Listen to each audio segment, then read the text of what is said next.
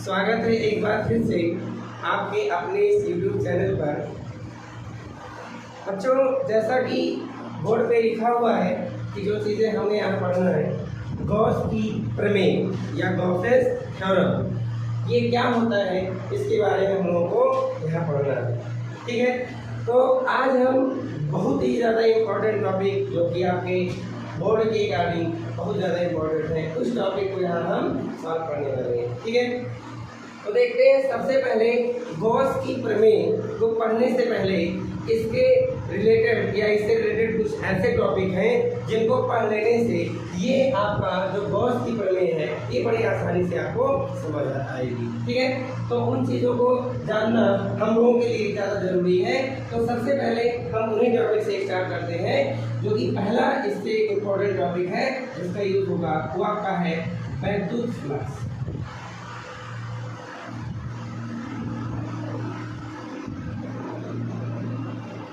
वैद्युत फ्लक्स, ये वैद्युत फ्लक्स क्या होता है, इन चीज़ों को यहाँ पे हमें जानना है। ठीक है, जैसे कोई भी पृष्ठ है, उस पृष्ठ पर अगर हम वैद्युत क्षेत्र की बात करना चाहें तो उसको क्या हम लोग समझ पाएंगे।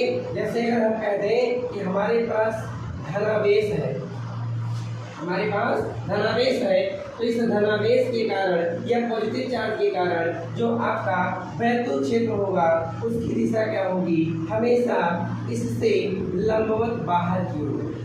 क्या होगी बच्चों? लंबवत बाहर की ओर होगी। और अगर इसके स्थान पे जो धनावेश है, ये क्या है? धनावेश। अगर इसके स्थान पे हम क्या कर रहे हैं? ऋणावेश कर दे रहे हैं। जैसे माइनस चार्ज है या ऋणात्मक चार्ज है, तो इसके लिए जो आपका वैद्युत क्षेत्र की डायरेक्शन है वो क्या हो जाएगी? पृष्ठ के लंबवत अंदर की ओर। ध्यान दीजिएगा, यहाँ पे जो बात होगी वो हमेशा पृष्ठ के लंबवत बातें होंगी।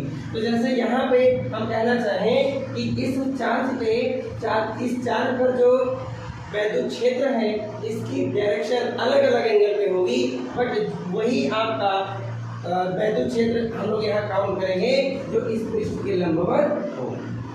तो यानी यहाँ पर इस पृष्ठ के लंबवत ये होगा और यहाँ पर ये इस पृष्ठ के लंबवत होगा। इसके अलावा जितनी भी आपकी वैद्युत बल रेखाएं होंगी इसको यहाँ हम लोग काउंट नहीं करेंगे। ठीक है, तो अब हम कहना चाह रहे हैं कि वैद्युत फ्लक्स होता क्या है। तो हम कह सकते हैं कि कोई भी पृष्ठ हो, उस पृष्ठ से होकर गुजरने वाली जो वैद्युत बल रेखाओं की संख्या है, क्या है? वैद्युत बल रेखाओं की संख्या। लेकिन ये वैद्युत बल रेखाएं हमेशा पृष्ठ के लंबवत होनी चाहिए। उन्हीं वैद्युत बल रेखाओं की संख्या को हम लोग क्या बोलते हैं? वैद्युत फ्लक्स बोलते हैं। या एक लाइन में समझना चाहें तो कह सकते हैं कि इसी पृष्ठ के अभिलंबवत गुजरने वाली जो वैद्युत बल रेखाओं की संख्या की माप है उसी को हम क्या बोलते हैं? वैद्युत फ्लक्स बोलते हैं।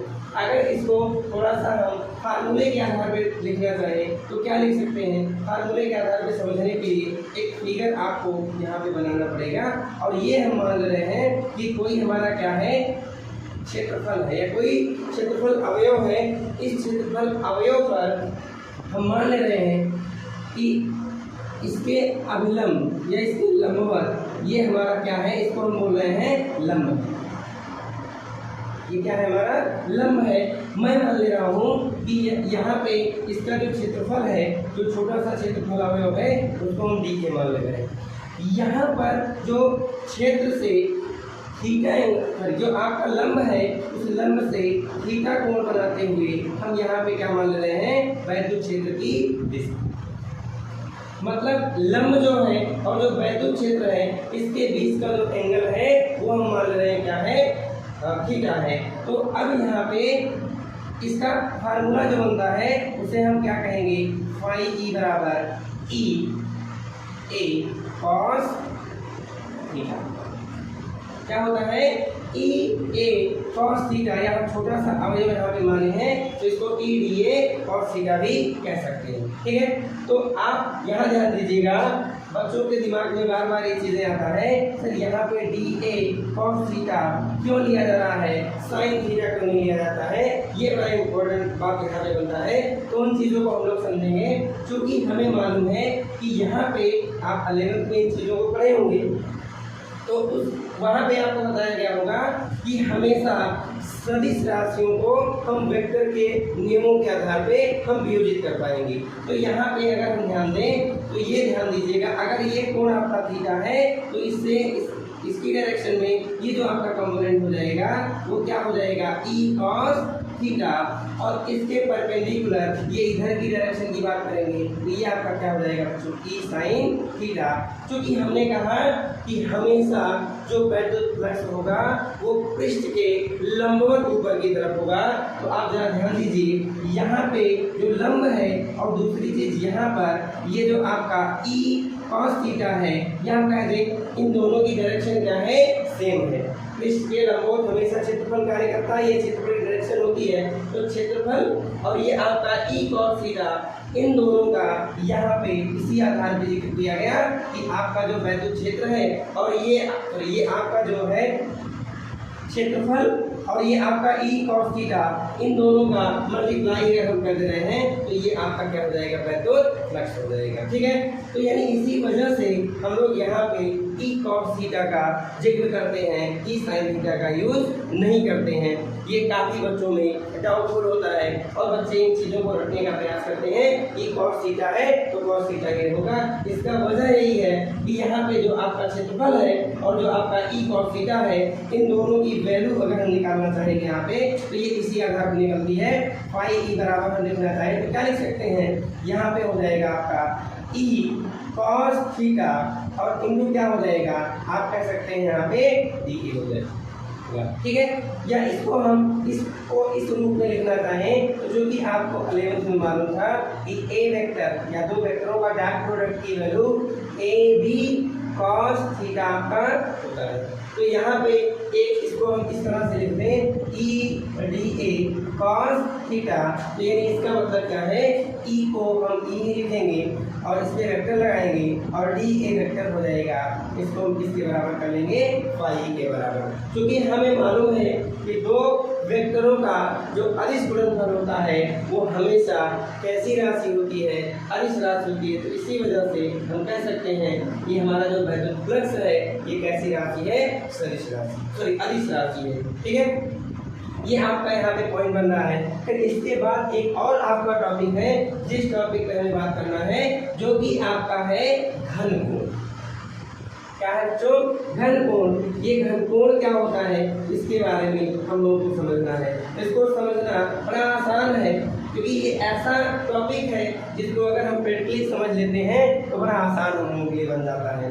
जैसे देखिए, कभी भी हम लोग अगर कहीं पे मान लीजिए तरबूज हो, उस तरबूज को हम ऐसे शेप में काटें कि वो केंद्र पर कोई ना कोई कोण बनाते हुए पूरा पार्ट वहां से निकले। जैसे अगर हम कह दें यहाँ पे मान लो ये हमारा कोई क्या है, तरबूज है, सपोज है, क्या है, तरबूज है।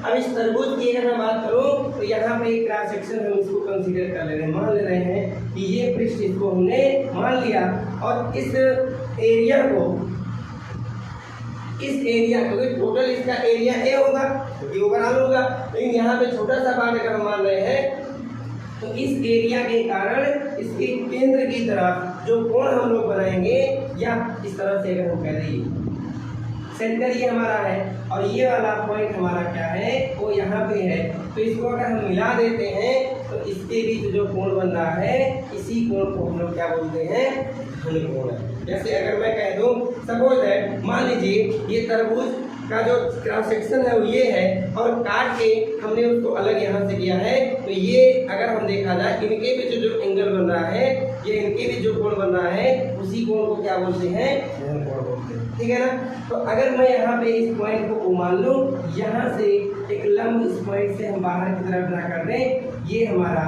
जो कि एकांक वेक्टर या एकांक सदिश को हम यहाँ पे दिखाता है और इसको हम n कैप मान सकते हैं। मान लीजिए कि यहाँ पे जो हमारा एकांक सदिश है ये और जो आपका वैद्युत क्षेत्र है ये एक दूसरे के बीच कितना एंगल बना रहा है, इसको वैद्युत क्षेत्र हम कह रहे हैं, और ये एंगल हमारा कितना बना रहा है, थीटा बना रहा है।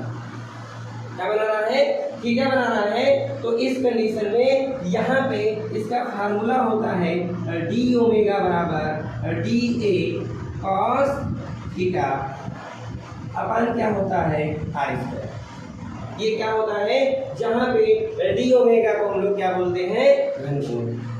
इस डी ओमेगा को क्या बोलते हैं, घन कोण बोलते हैं।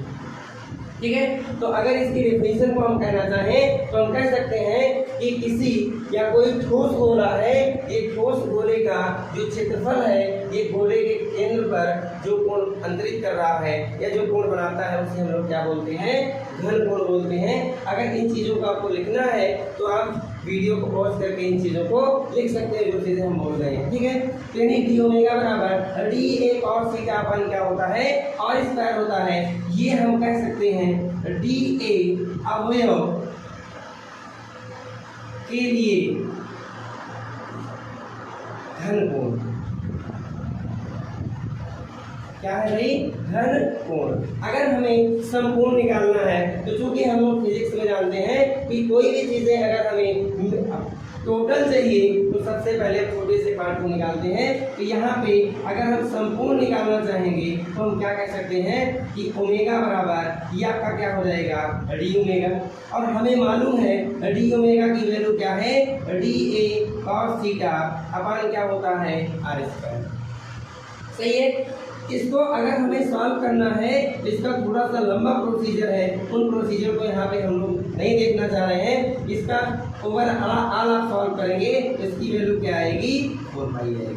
और चूंकि ये घन कोण है इसलिए इसका मतलब क्या होगा बच्चों, स्टेरेडियन।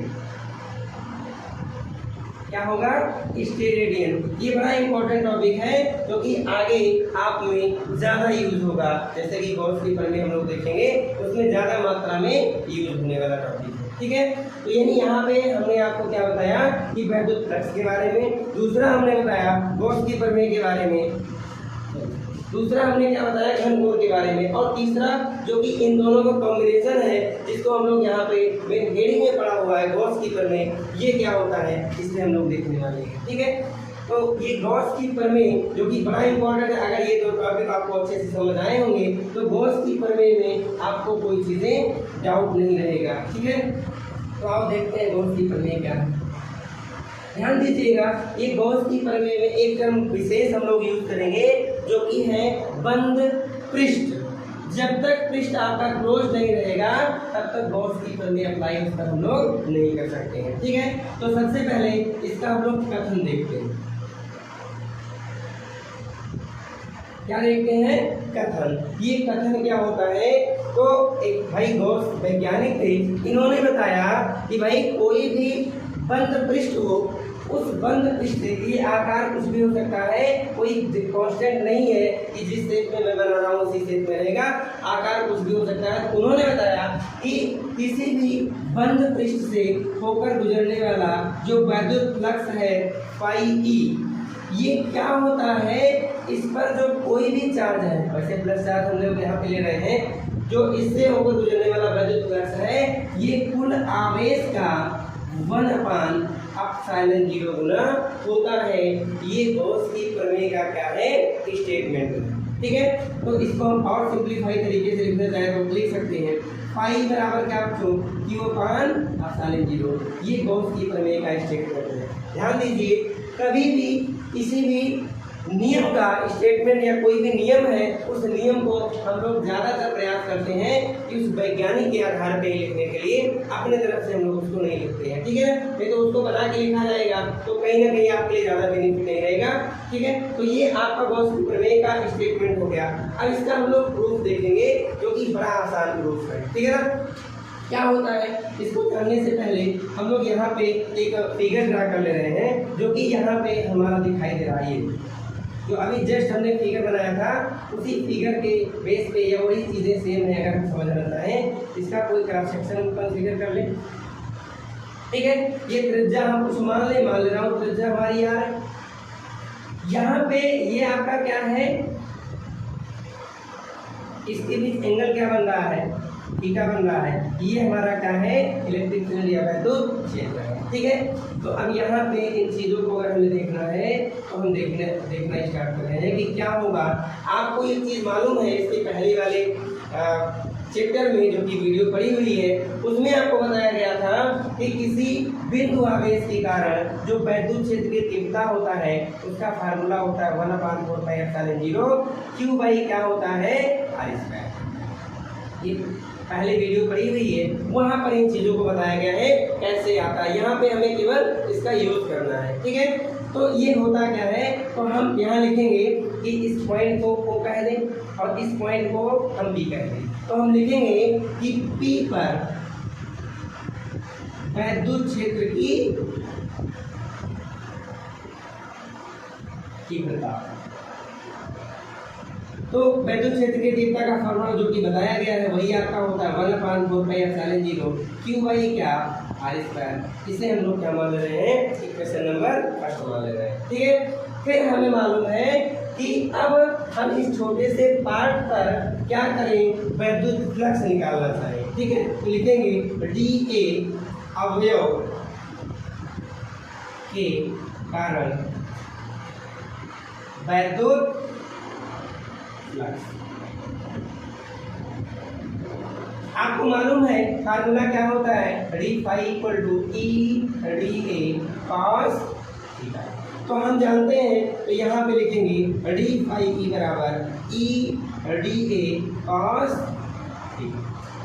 क्लियर है, हमें ऊपर दिया गया है कि क्योंकि हम जानते हैं E बराबर क्या होता है 1/4πε0 Q बाई r²। तो हम समीकरण 1 से क्या कर लें, E का मान रखने, जब रखेंगे बच्चों तो क्या आ जाएगा बताओ, d phi equal to E के स्थान पे 1/4πε0, ये आपका क्या आ जाएगा Q बाई r² और इनटू आपका क्या दिख जाएगा dA cos थीटा। सही है, ये चीज़ें यहाँ पे आपको दिख रही होंगी।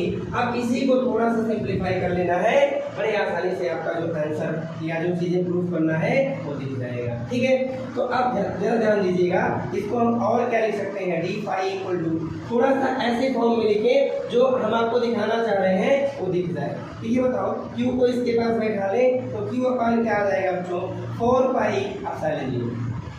सही है, यहाँ पे क्या हो जाएगा dA cos थीटा और इसके डिवाइड में क्या हो जाएगा r² होगा कि नहीं होगा। आप जरा बताइए, यहाँ पे हमने अभी जस्ट बताया, जब हमने सॉलिड एंगल या घन कोण बताया था तो हमने आपको बताया था d ओमेगा बराबर dA cos थीटा अपन क्या होता है r²। तो क्या जब इसको मैं ये लिख सकता हूँ, इसको मैं ये नहीं लिख सकता, तो इसको यहाँ पे d phi बराबर लिख सकते हैं Q/4πε0, इसके स्थान पे d ओमेगा। चूंकि ये छोटे से पार्ट के लिए निकल रहा है, हमें टोटल निकालना है, तो हम क्या करेंगे, समाकलन या लिखेंगे संपूर्ण पृष्ठ से गुजरने वाला वैद्युत फ्लक्स। तो क्या करेंगे, दोनों साइड में इंटीग्रेशन कर देंगे, तो d phi E बराबर ये आपका क्या हो जाएगा, कांस्टेंट टर्म हम लोग बाहर कर ले रहे हैं 4πε0 और ये आपका क्या हो जाएगा d ओमेगा। इसका हम समाकलन करेंगे तो क्या आएगा, जो phi E आएगा और यहाँ पे इसको हम लिखना चाहें तो लिख सकते हैं 4πε0। हमने आपको बताया था अभी जस्ट इसके पहले कि d ओमेगा या ओमेगा बराबर हमने बताया था d ओमेगा और इसकी वैल्यू 4π बताया गया था। तो इसके स्थान पे मैं क्या लिखूंगा, 4π से 4π क्या हो गया कैंसिल, phi E बराबर आपको क्या दिख गया Q/ε0, जो कि आपकी स्टेटमेंट में दिख रहा है, जो आपका गॉस का प्रमेय है। ठीक है, ये टॉपिक आपके लिए वेरी वेरी इंपॉर्टेंट है। अगर ये चीज़ें आप समझ पाए हैं तो इससे रिलेटेड जितने टॉपिक आपको मिलेंगे वो सारे अच्छे तरीके से आपको समझ आएंगे। Thank you. प्यारे बच्चों, एक बार फिर से स्वागत है अपने YouTube चैनल पे। आज हम बात करेंगे पेरिजारोव क्रिया के बारे में।